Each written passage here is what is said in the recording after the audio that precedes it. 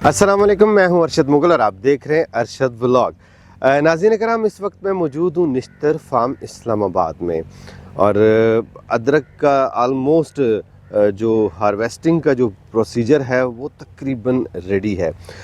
मेरे हाथ में आप ये अदरक देख रहे हैं, ये अदरक का बीज है और जब किसान शुरू में इस बीज को अपने हाथ में ऐसे पकड़ के देखता है, सोचता है, उसके ज़हन में ढेर सारे खदशात भी होते हैं और उसके दिल में एक खुशी की उम्मीद भी होती है कि इंशाल्लाह जब मैं इसको काश्त करूँगा तो अच्छा रिज़ल्ट मिलेगा।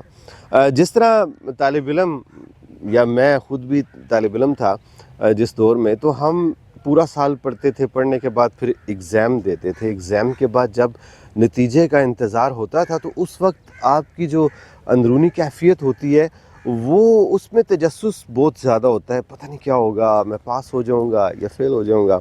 इस तरह के मामलात किसानों के साथ भी होते हैं। इस बीज के साथ उनके मुस्तकबिल की जो फसल है उसका नतीजा इसके साथ कनेक्टेड होता है। किसान जो है वो मिट्टी के साथ मेहनत भी करते हैं, मिट्टी तैयार करते हैं, फिर इसको काश्त करते हैं। काश्त करने के बाद फिर मौसम का जो तगय्युर व तबद्दुल है वो भी उनके सामने होता है। दिल में इस तरह के ख़यालात भी होते हैं कि जब टेम्परेचर ज़्यादा होगा तो फिर क्या होगा, जब बारिश ज़्यादा हो जाएगी उस वक़्त कैसे हालात का सामना हमें करना पड़ेगा, और जब टेम्परेचर नीचे हो जाएगा फिर क्या करेंगे। इन तमाम चीज़ों को मद्देनज़र रख कर ही जब किसान कोई काम करता है तो उसके दिल में हल्का सा डर ज़रूर रहता है कि या अल्लाह पता नहीं क्या होगा। तो यहाँ अदरक काश्त की गई और उस अदरक का रिज़ल्ट क्या है वो आज हम अनाउंस करेंगे।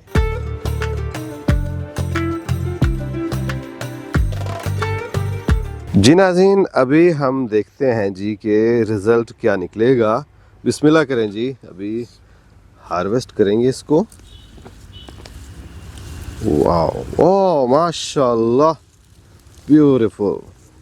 अभी मिट्टी के अंदर ही है और हमें अदरक का जो राइज़ोम है वो दिखाई दे रहा है। अल्हम्दुलिल्लाह, ज़बरदस्त। निकालें जी इसको बाहर।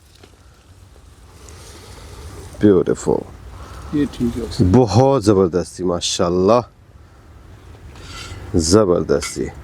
मिट्टी झाड़ें जी थोड़ी सी। वाह जी वाह। आपको मेरे चेहरे की खुशी देखकर ज़रूर अंदाज़ा हो जाएगा कि हम लोग कितने खुश हैं। माशाल्लाह, अल्हम्दुलिल्लाह, बहुत ज़बरदस्त रिज़ल्ट निकला है।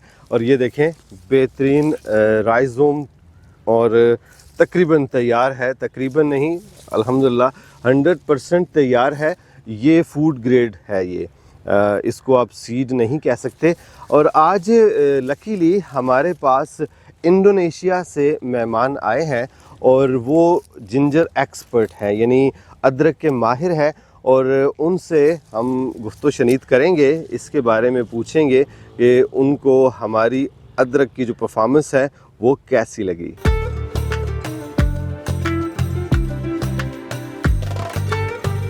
हमारी खुशियों में शिरकत करने के लिए आबिद पाशा साहब स्पेशल इंडोनेशिया से आए हैं। सर अस्सलाम वालेकुम। वालेकुम अस्सलाम कैसे जनाब, कैसे हैं? हम आपको वेलकम करते हैं जनाब निश्तर फार्म पे।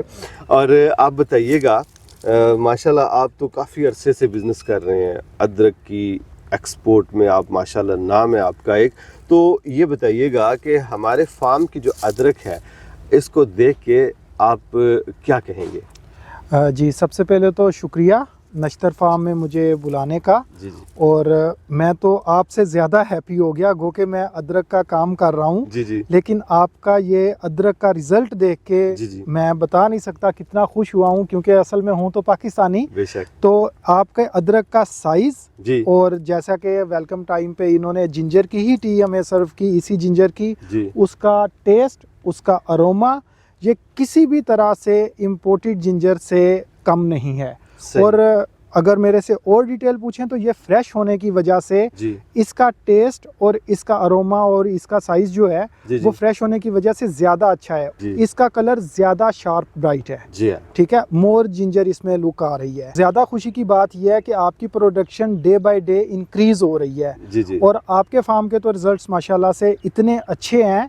और उससे भी बेहतर यह है कि आप लोकल देसी जिंजर ये जो उगा रहे हैं जी जी इसके बीच में कोई भी खतरनाक केमिकल जो है वो यूज नहीं हो रहा। बेशक। पाकिस्तानियों के लिए बहुत खुशी की बात है और लोकल लोगों के लिए अच्छी बात है कि वो देसी अदरक जो है सस्ते दामों जल्द अज जल्द खरीद के अपनी हंडिया में यूज कर सकते हैं। इंशाल्लाह। इसको कहाँ से काटना चाहिए कि यानी कि जब हम इसको रखेंगे? जी एक्चुअली ये दो पर्पस होते हैं। जी। एक एडिबल फूड ग्रेड होता है, जी ठीक है, और दूसरा पर्पस होता है इसका सीड बनाने के जी लिए। जी क्योंकि जैसे ये मैंने इनकी मैनेजमेंट नश्तर फार्म की मैनेजमेंट से डिस्कस की जी तो ये खुशी की बात है कि ये सीड भी अब अपना ही करेंगे। जी मतलब अपना ही सीड जो है इसको स्टोर करेंगे और इसी को रीग्रो करेंगे नेक्स्ट ईयर के लिए, जिसके वजह से आपका कोई भी शक शुबहात है ना कि इसके बीच में कोई केमिकल कोई मुजरे सेहत जी चीज़ कोई चीज़ नहीं होगी। बिल्कुल। और अगर आप इसको एडिबल के लिए यूज़ करेंगे तो आप इसके टिलर को यहाँ से काटेंगे, ठीक है ठीक है, ठीक है। और उसके बाद इसको बिल्कुल सादे पानी से धोएंगे। कोई किसी किस्म का कुछ भी डालने की ज़रूरत नहीं है पानी में, सही। सादे पानी से धोएंगे। ओके। अगर आप इसको सीड पर्पस के लिए यूज़ करना चाहते हैं और अगर कोई घर में भी उगाना किचन फार्मिंग करना जी। चाहता है तो इसको 2 से 4 इंच ऊपर से कट कर दिया जाएगा। ओके। उससे क्या होगा कि ये जो जिंजर है ये अलाइव रहेगा ज़्यादा देर तक, ठीक है और इसको जब दोबारा से बीज इसकी स्विंग की जाएगी जी वो ज़्यादा जल्दी ग्रो कर जाएगा। और ये देखें इसके थोड़े से ये बने हुए हैं ना, जी जी। यहाँ से ये आगे ग्रो कर जाएगा। Okay okay. और ये देखें माशाल्लाह से मैं फिर से बताऊं कि आपके जिंजर का साइज़ देखें। जी ये जब इसकी वॉशिंग और कटिंग करके आप लेके आएंगे ये प्योर बिग साइज जिंजर, ये देखें इसकी माशाल्लाह कितनी है। ये पाकिस्तान की लैंड बहुत फर्टाइल है और माशाल्लाह। जैसे ये पोठोहार का एरिया ये आइडियल टेम्परेचर है ये टनल फार्मिंग और ये जिंजर के लिए। यहाँ पे बहुत अच्छा आपने साइज गेन किया है। सही। अच्छा, एक और मेरे नाज़रीन के लिए बताएं, इसके जो पत्ते हैं इनको भी हम यूज़ कर सकते हैं जी जी फूड बिल्कुल, के लिए? जी जी बिल्कुल। ये जो इनके लीफ हैं जी ये जो ब्राउन हो गए हैं ये तो नहीं, जी लेकिन ये जो ग्रीन है जी। आप इनको काट के ड्राई कीजिए। ओके। उसके बाद आपने कट करने हैं कट कर लें, नहीं कट करने तो हम्म। इनको ग्रीन टी जिस तरह होती है जिंजर टी में यही यूज होते हैं। ओह, सही। और ये जो हम आपने देखा होगा कि बहुत सारे यूरोप और गल्फ के कंट्रीज में जिंजर टी का बहुत ट्रेंड जी, है, अब जी। पाकिस्तान में भी आता जा रहा है, जी वो यही पत्ते होते हैं। जी। Very nice. कैसे कंपेयर करते हैं जी इंडोनेशिया और पाकिस्तान का जो मेथड है उसको? जी देखिए यहाँ पे जो मैंने मेजर देखा है जी एक्चुअली टेम्परेचर का फ़र्क है। यहाँ पे 40 और 40 प्लस टेम्परेचर होता है जी और यहाँ पे फोर सीज़न चलता है वेदर। जी जी इंडोनेशिया में एक्चुअली ऐसा नहीं है, वहाँ पे थ्रू आउट ईयर जो है वो लो टेम्परेचर रहता है जी। और most of the year time जो है वो 20 to 26 रहता है। सही। दूसरे नंबर पे मैंने यहाँ पे ये टनल से इन्होंने टेम्परेचर को कंट्रोल किया है। जी। ये बहुत अच्छी इनकी नश्तर फार्म की काविश है कि इन्होंने ये सारा आपने देखा होगा जी। टनल से कंट्रोल किया है इसको और टेम्परेचर कंट्रोल करने में ये काफ़ी कामयाब हो गए हैं, जिसका मुंह बोलता सबूत आपके रिजल्ट्स हैं। जी जिंजर का साइज़ बहुत अच्छा इन्होंने गेन किया है, आउटपुट सही। बहुत अच्छी है। उसके अलावा यहाँ पे इरिगेशन सिस्टम है। जी यहाँ पे पाकिस्तान में फ्लड इरिगेशन और ड्रिप इरिगेशन यूज़ होती है, जी लेकिन इंडोनेशिया में नेचुरल इरिगेशन होती है, रेन वाटर को यूज़ किया जाता है। ठीक है, ड्रिप जी। इरिगेशन तो बिल्कुल नहीं है इंडोनेशिया में। अच्छा। यहाँ पे ये देखें आप ड्रिप इरिगेशन बिल्कुल, के ड्रिप आपको इरिगेशन। नज़र आ रही होगी, पाइप लगे हुए हैं। जी जी। किसान जब भी आखिर में जब फसल तैयार हो जाती है तो फिर उसके बाद अगला जो मरहला आ जाता है वो ये होता है कि हम उसको स्टोर कहाँ पे करें और कैसे करें। इसमें आप ज़रूर बताइएगा। ये अदरक तो माशाल्लाह बहुत अच्छी है जो कि इस फार्म में प्रोड्यूस हुई। अब अगला मरहला बताइएगा कि हम इसको कैसे बचाएं और फिर उसके बाद कैसे हम लोगों के घरों तक पहुंचाएं। जी एक्चुअली इसको हम पोस्ट हार्वेस्टिंग कहते हैं। जी ठीक है, इसके दो मेथड है मेनली। जी। एक सीड के लिए अलग मेथड यूज़ होता है और एडिबल जो एज अ फूड पर्पस जी। होता है वो अलग होता है। अच्छा। तो मैं आपको पहले फूड का बता देता हूँ। जी। सिर्फ इसको यहाँ से इसके टिलर को काटा जाएगा। जी ठीक है, और इसकी मिट्टी बस ऐसे झाड़ के ठीक। सादे पानी से इसको धो लिया जाएगा। ओके, साफ पानी सादे पानी से बिल्कुल। आप उसके बाद इसको खुश्क करेंगे, सन ड्राई करेंगे। ओके। 1 से 2 दिन आप कर सकते हैं, और अगर ओके। बहुत सर्दी है या धूप नहीं निकल रही तो आप इसको 3 दिन तक ले जाएं, लेकिन 1 से 2 दिन मच इनफ है। ओके। उसके बाद इसको ज्यूट बैग में डाल के, क्योंकि ये लोकल है और ये बड़ी अच्छी बात है कि लोकल में इसको लंबी ट्रांसपोर्टेशन का सामना नहीं करना पड़ेगा, ज्यूट बैग में डाल के इसको मार्केट तक ले जाया जाएगा, वहाँ से ये आपके टेबल पे खाने के लिए रेडी है। और किसी किस्म का इसमें केमिकल यूज़ नहीं होता जी। किसी किस्म का इसमें शाइनर पॉलिश कुछ नहीं यूज़ होता। ये बिल्कुल देसी अदरक है जो आप फ्रेश यहाँ फार्म से निकाल के खा सकते हैं। ज़बरदस्त। और सीड की बात करें जी, सीड की अगर बात करें तो सीड के लिए इसको अलाइव रखना होता है, तो उसके लिए हम रिकमेंड करते हैं कि 2 से 4 इंच इसका टिलर जो है यहाँ से काटा जाए। उससे ये है कि इसकी ज़रा थोड़ी सी जो है ना लाइफ इंक्रीज हो जाती है। ठीक है। उसके बाद इसको सिंपल इसको धोया नहीं जाता, सीड पर्पस के लिए इसको वॉश नहीं किया जा सकता।